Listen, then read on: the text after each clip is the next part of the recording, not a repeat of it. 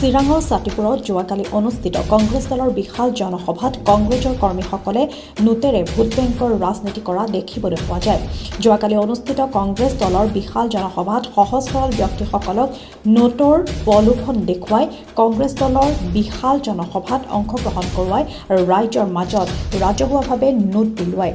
ৰাজ্যত যি সময়ত কংগ্ৰেছ দলৰ নেতাসকল ডাঙৰ ডাঙৰ ভাষণ প্ৰদান কৰি বিভিন্ন ৰাজনৈতিক দলসমূহৰ বিৰুদ্ধে নোট বিতৰণ কৰি ৰাজনীতি কৰা বুলি অভিযোগ উত্থাপিত হৈছে, ঠিক সেই সময়তে চিৰাং জিলাৰ ছাতিপুৰত কংগ্ৰেছ দলে সহজ সৰল ব্যক্তিসকলৰ আৱেগ অনুভূতিৰে হেতালি খেলি ভোট বেংকৰ ৰাজনীতি কৰা দেখিবলৈ পোৱা যায়। এতিয়া প্ৰশ্ন হ'ল, সহজ সৰল ব্যক্তিসকলক লৈ হেতালি খেলা বন্ধ হ'বনে?